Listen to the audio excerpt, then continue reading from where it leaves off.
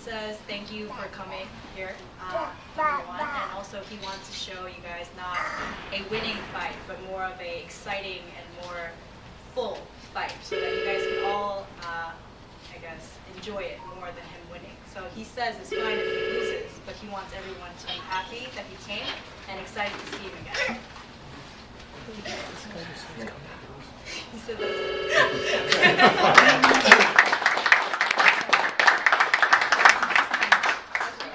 Mickey, as he's called here in America, already has his hands taped. He's so ready. So anyway, that should give you an idea of how anxious he truly is. Okay, also on the other end of the table, we are going to bring up someone very close to our performer in the main event. This is one of Zab Judah's many brothers. This is Joseph Judah. Joseph is 5-1 with 1 knockout. He is, of course, from Brooklyn, and he is going to be making his first appearance on one of Zab's cards. Joseph Judah, would you like to say a word?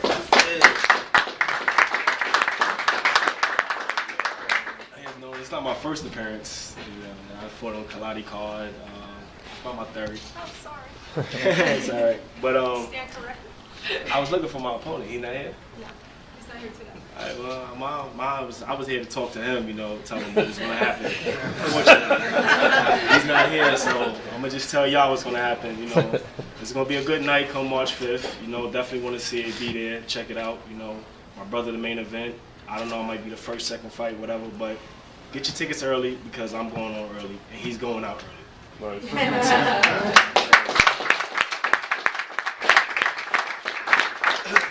Greg Hackett of Chester, Pennsylvania, you are warned. Also not here today, by the way, is Joe Peralta of Jersey City. He's 4-1. He's also going to be appearing on the card. Next is another one of our Brooklyn boys, Shemuel Pagan. Has fought on ice, fought in Prudential Center in August, or July? Which one was it? August. It was August, yes. Where he won a very, very hard fought and tremendous fight. He is, of course, an amateur, former amateur standout from the New York Bowling Gloves, and another one of those future world champions that I've been telling you about, Shemuel Pagan.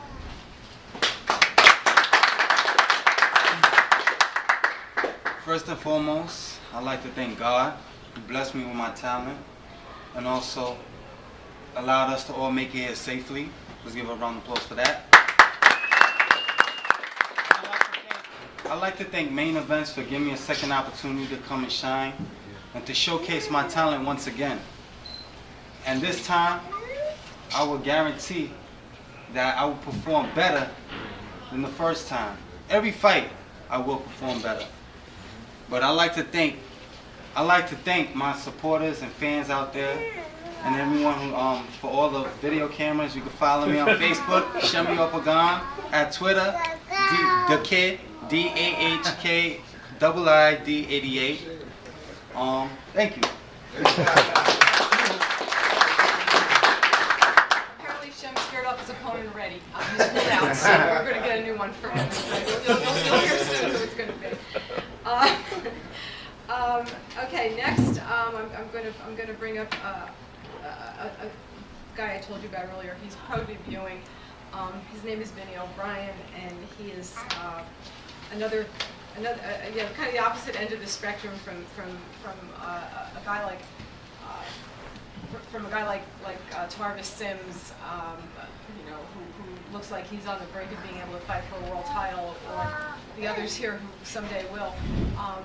We have Vinny, who is a local guy from New Jersey, and he came to us with his trainer, Louisa, not long ago, asking if he could work with us. He's a New Jersey Golden Gloves champion, and he will be making his pro debut against David Navarro on this card. And as I said earlier, I have two reasons. I want to bring Vinny up to talk about Vinny, but I also want to bring Lou up to talk about Ice World and the parallels that I see here. So who wants to go first? Vinny, all right. Vinny, all right. This is I'm kind of new to all this, and I just want to thank Main Events and everybody over there at Main Events for giving me this opportunity and this chance, so especially in my own backyard. You know, it's right in Newark, and it's you know, it's definitely, I'm excited and anxious to get out there and show everyone around, and my family, my friends, fans and supporters, what I could really do. And that's really what you know, when I started boxing, what I wanted to do was, you know, show the world what Vinny O'Brien can bring into the ring. And at the end of the day, boxing can do a lot of things for me, but I want to do a lot of things for boxing.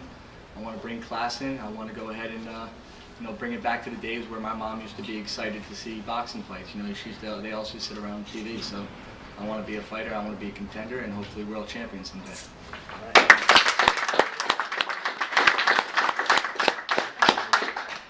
Okay, I'm Vinny O'Brien's trainer. I used to fight back in the day at Vice World. I used to fight out of Miami for the Dundees back then. And I used to come up here because I'm from New Jersey, and I fought a few times in the area. The prodigal son comes home, that type of thing. And Ice World did a lot for us. I mean, you got your chance. You're in front of so many people. And then when ESPN came in, it was off the hook. I mean, you know, you're in the back actually vomiting, scared to death. You did the right thing when you came out. But I mean, it was really a lot of fun. And the Duvas did an unbelievable job. They took care of everyone. They made sure the opponents were right. They made sure everything was good. And now Kathy Duva has done the same thing. She's going to take it to the next level and do the same thing in this new venue, which I think is fantastic. They shortened the venue so that we don't have to sell 15 to 20,000 seats. So we can do our monthly or bi-monthly, whatever, you know, every couple of months. We can have shows, and these kids can get fights, and they can be seen by the people and be built up. And they can go places, and they can, and with all your help, you know, these fighters can make it. You know, we bring boxing back. Right now, boxing is a little bit of a low, but we can bring it back. And you guys got to help. You know, you're here getting stories. Write these stories, make the people see them, get them to buy tickets, get them to come to these shows. These kids deserve it. They're working hard, and you guys can do this for them. And I think Vinny O'Brien's going to be. I mean, I'm not, you know, patting myself on the back because I'm his trainer. I'm saying you watch this kid. And you see his work ethics in the gym. He's off the hook. I think you're going to be seeing a lot of them, and I think he's going to grab a belt soon.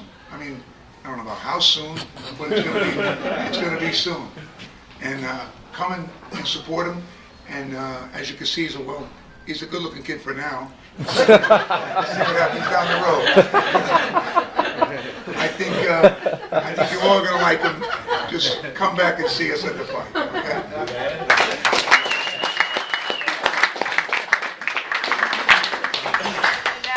We paid attention when they came along and asked to take a fight on the car. It's beautiful. And Luke did hit a point that I didn't, and that is that, you know, this first fight we were very blessed to have a world championship fight at the top of the card. The way this happened was kind of unusual. We had a first bid, and there was a time limit, and the fight had to take place. There were no available dates in Prudential Center, and it kind of fell on us that we have to do this fight in a smaller venue.